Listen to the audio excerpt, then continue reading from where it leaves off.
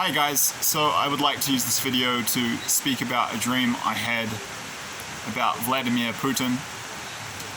I had this dream about 6 weeks ago.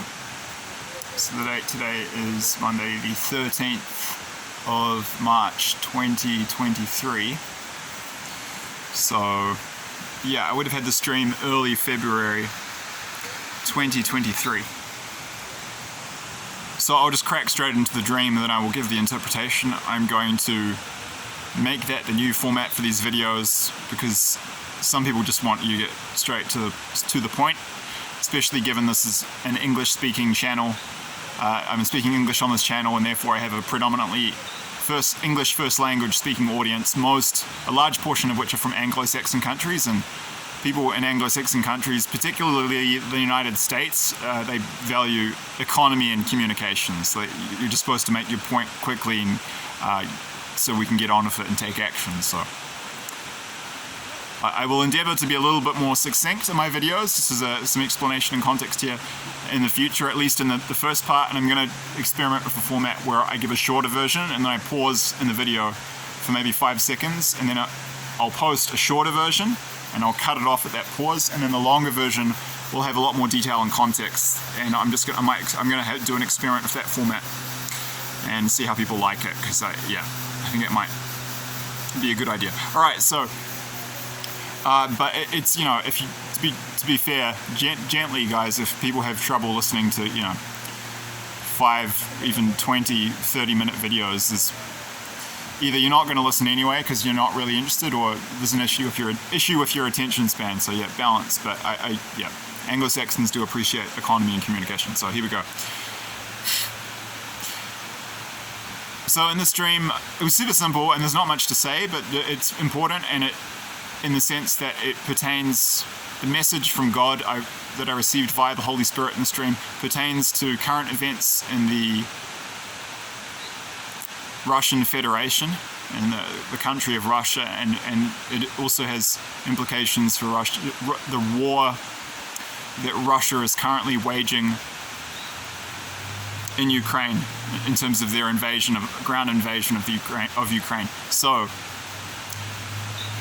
in the dream, you know, again, as I mentioned with the last video I posted, I was dreaming about stuff pertaining to my personal life, and a lot of it was just dreamy. It wasn't even really, you know, messages about my personal life, but another part of that dream was, and then obviously that's not relevant, and then it cut, and then I had this, there was a scene where I could see Vladimir Putin, and he was sitting at a desk, and he was speaking with some other people who are high up in the Russian government, and the Holy Spirit just started talking to me, and it said that, and this is again straight out of nowhere.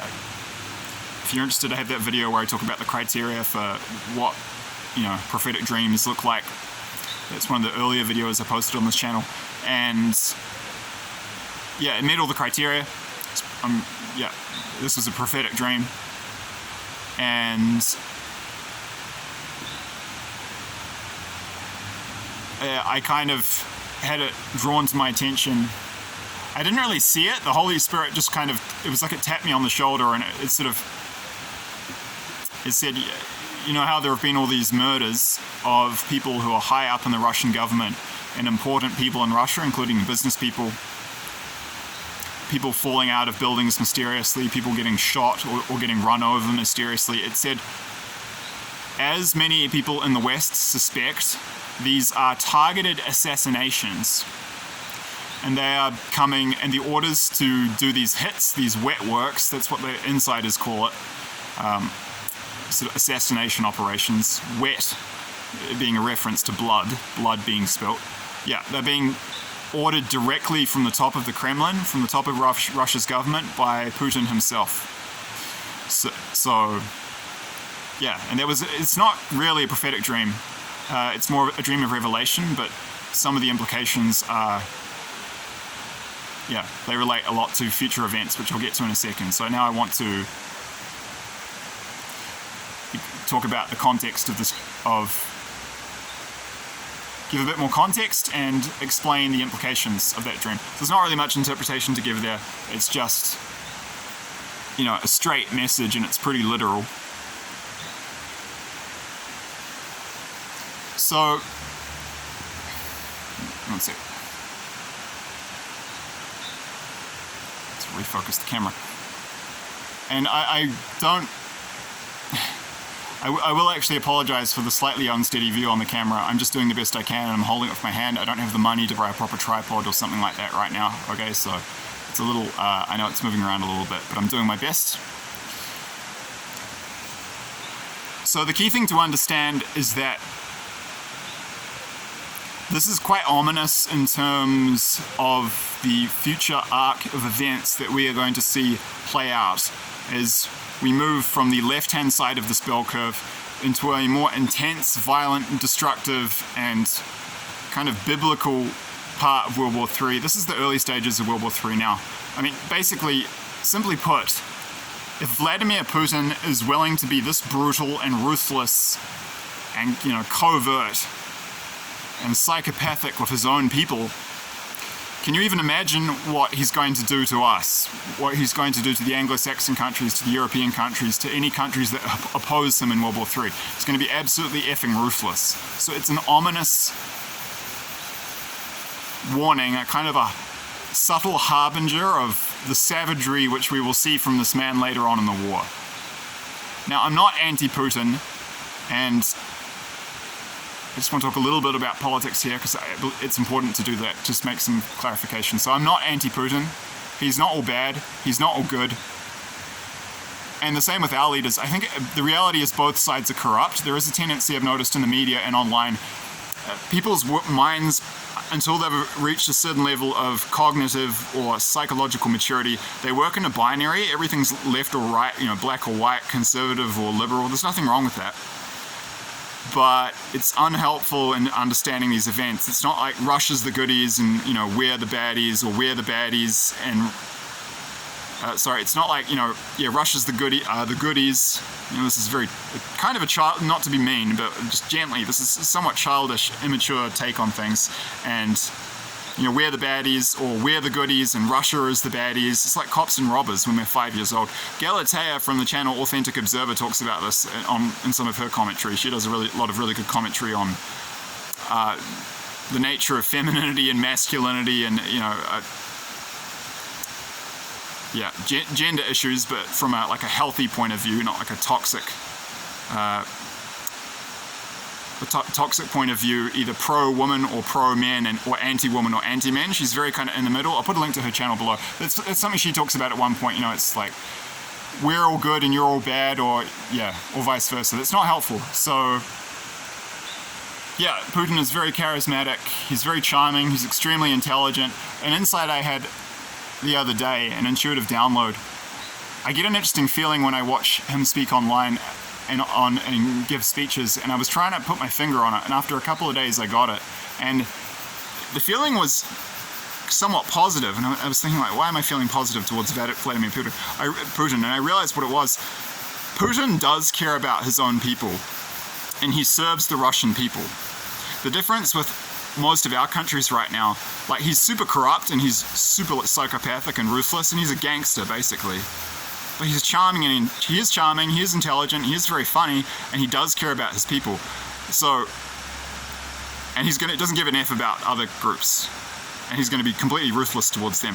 But the difference between him and, say, the leaders like Jacinda Ardern, until recently, had some dreams about her, which I might post in the near future, Justin Trudeau, Rishi Sunak in the UK, I forget who the current Australian Prime Minister is, and Joe Biden.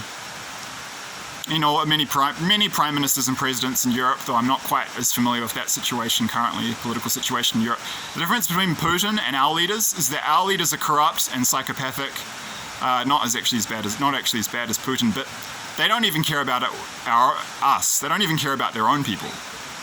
So I think that's what Putin has kind of holds us in contempt to an extent, just because at least he's it's like,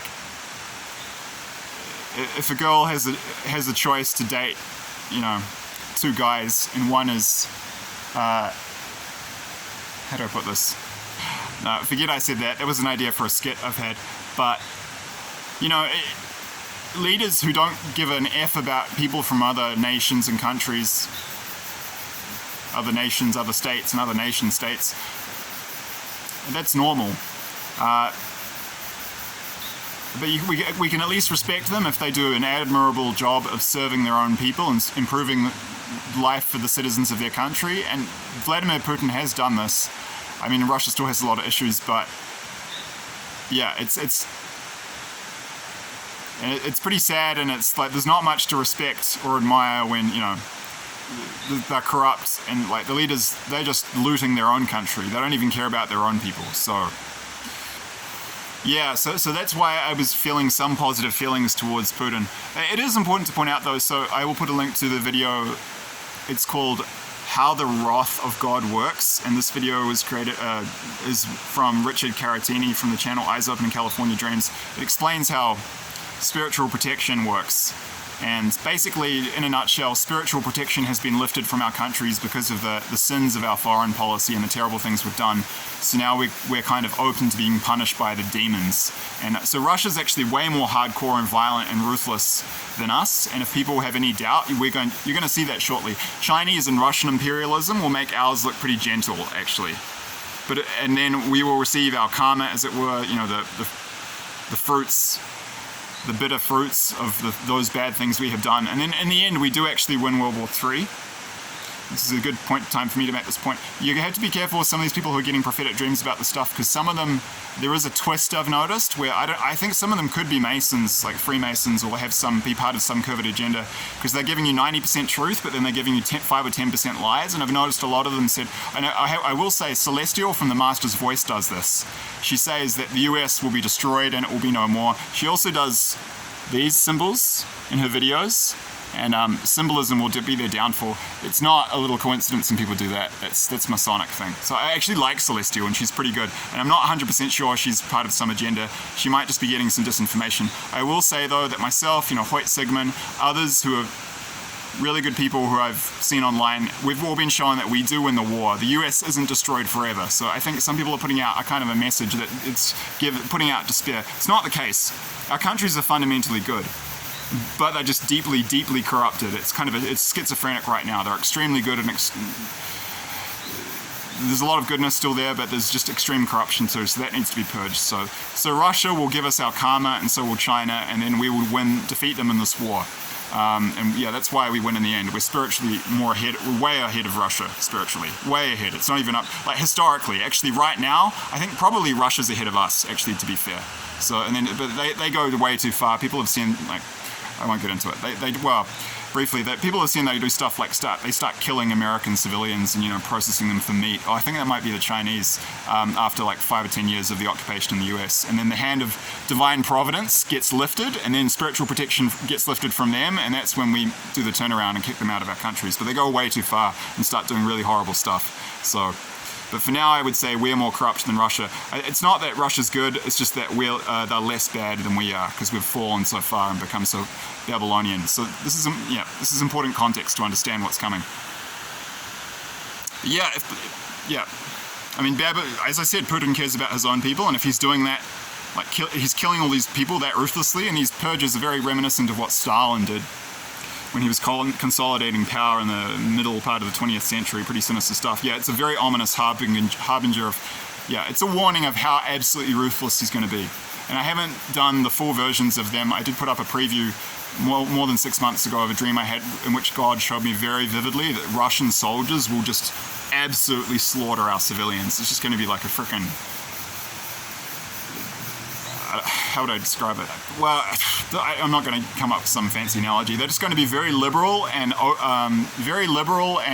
with their slaughter of our civilians. I don't know, maybe not like the rape of Nanking level all at once, but certainly a lot more than that. And just, you know, just very, very casual and pretty, aggressive actually in slaughtering huge numbers of our people. So. Yeah, and the Western media has speculated that Putin is responsible for these, you know, it's kind of a joke, all these people falling off buildings and, you know, mysteriously getting hit by cars. It's obvious they're assassinations, and the Western media has speculated that Putin is ordering these hits. And this was just a dream where God was confirming, yes, that's what's happening. And it doesn't have very good implications for the future of this conflict and how our countries are going to fare when we are attacked, invaded, and then occupied, because it's going to be pretty bad. Jan de Villiers was told and shown by God that the Russians will be far more aggressive than we have ever been in any of our imperialist wars have participated in the 20th century. And I know we've fallen a long way, and I would say I wouldn't say Russia's good overall, but I would say they're less bad than us right now. But if you think Russia and Chinese imperialism is going to be fun, then you just wait and see what's coming, because you're wrong. So the final point I want to make here is that we can expect, based on what I've been told and shown, to see more of these targeted assassinations, and we might see some more high-profile people getting whacked or taken out. I forget the name of him, the guy. I think it's Kadyrov, who's a Chechen. I'll put a link about this guy in the description box below. Chechen warlord who's helping out the invasion. There was a poisoning attempt of him, I think, in the last 2 weeks. But I will put some links in the description box to articles and videos about some of these, their assassinations. And then I think we'll probably see a lot more, and we might see some very high-profile people in Russia mysteriously disappearing or getting whacked. Maybe even Evgeny Prigozhin, who's the head of the Wagner private PMC group, private military contractor. That's just a nice way of saying mercenary. I think he could get taken out. But we'll see what happens. And I would add that China does something similar. It's the thing with these communist countries. Ill-gotten gains, the Bible talks about that. Like, you don't keep them for that long. Not in the grand scheme of things, so. These dictatorial, authoritarian countries with really ruthless dictators and people leading them, they're extremely aggressive and cruel and brutal in combat, and they go way beyond what anyone will expect. And other people in other countries just don't expect it, because they're not operating on the same wavelength. They're not psychopathic like the leaders of those countries, whereas they're not as ruthless. Biden and our leaders might not be great, but they're not going to start World War III. They're not going to initiate nuclear war. They're not going to coordinate nuclear strikes on Russia. Russia is going to do that to us. They're going to coordinate and lead the nuclear strikes on the US and all these other countries, Russia and China. So we just tend to think they wouldn't do that because we wouldn't do that. But their leaders aren't like ours. And people like that, narcissists and sociopaths and psychopaths, they tend to do extremely well in the short term, but then this ill-gotten gains thing, because of the bad energy of how they got the gains, they don't last. And then in the long run, us countries with our systems that are more democratic and free and virtuous, at least historically, that have been declining for a long time now. It's why we always win in the end, because good defeats evil. But right now I would say we're probably more evil than Russia. So. But yeah, you've seen China doing the same thing. I will see if I can find some links to articles or videos about that. But there have even been billionaires in China and very famous people who have disappeared mysteriously or been whacked because they've been seen as a threat to the party. Because these people are their psychology, they're very paranoid and sort of crazy and insane, and they're always seeing threats everywhere. So Stalin did this too, and Hitler. They're killing all these people because they were paranoid about, being assassinated or having competitional threats. And an example I'll give of someone who wasn't whacked because they were taken out because they were too important in World War II in Russia was Zhukov. I forget his first name. He was an extremely charismatic and extremely competent Russian general, and he was so beloved by the Russian people that even Stalin was afraid to take him out. And he was one of the very few people who by his sheer stature and military. He was a military genius, won all these crazy battles against Germany in the later stages of World War II. Yeah, he wasn't taken out, but there won't be many people who are safe from Russia. I mean, in China, it's been the case that almost no one's safe, so probably expect to see a lot more people falling out of windows and, being hit by jeeps with suspiciously helpful timing in Russia. But yeah, we'll see what happens. So I believe those dreams are prophetic, and I hope this information is of some value. Thank you.